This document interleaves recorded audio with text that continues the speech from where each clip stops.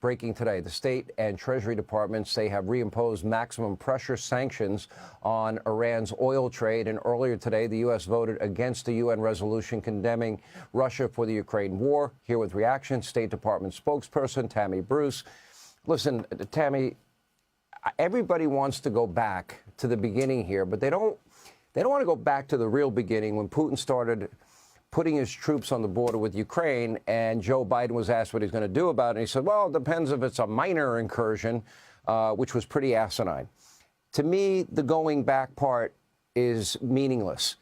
If Ukraine will do a mineral deal and a deal that would include no NATO, but a partnership with the U.S. and allow European troops in Ukraine, and it would also probably include some land given up on their part, they can begin the process of rebuilding their country and bringing their countrymen home and countrywomen home. Yes, thank you, Sean. It has been carnage. It is a war where no one is winning. It is a war that has involved the world in one capacity or another. And because of a new idea, of an insistence by a man who wants things done quickly, who wants things done differently in order to achieve things, Donald Trump, and his idea that you can go to the UN and hold it to its charter and say, we need a simple resolution that calls for peace. Without all the other mechanisms that happen that bog down the system. And that's also what happened today, Sean, is the Security Council, for the first time that the UN has done something productive and meaningful about this raging war, passed our resolution calling for peace, a resolution moved for weeks as I've traveled with Secretary of State Marco Rubio, working tirelessly every day, not just on this issue, but so many others, with the lead and the vision of President Trump, that this is a new era. It's a new age. There's new ways of doing this. And that includes recognizing that war does not have to be a typical normal thing in all of our lives. We become inured to it. Trump is saying enough is enough. Marco Rubio is saying we can make the difference and make the change. And this is what is shocking people. Even Emmanuel Macron, in his visit to the White House today, the president of France, noted tremendous steps were taken to understanding and being able to address the nature of what is next for Ukraine.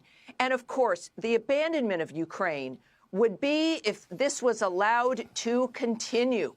And we know this. And, of course, the president is the consummate deal maker, but not just because it's a deal for the sake of a deal, but because it's good not just for countries, but for the future of humanity to see that you can do things differently and succeed. We see it with this entire administration. We see it. Yeah, I am a regular kind of anti-government person as the spokesperson for the State Department, sitting in these meetings, realizing the power and the vision and the generosity of insight with people who are helping to run this country, who've been appointed by and chosen by President Trump, and the value of Marco Rubio, whom we are all now getting to know in a uniquely different way, has been astounding. And with not even this week, Sean, is a month that we've had Washington, that Trump is back, that President Trump is now a North Star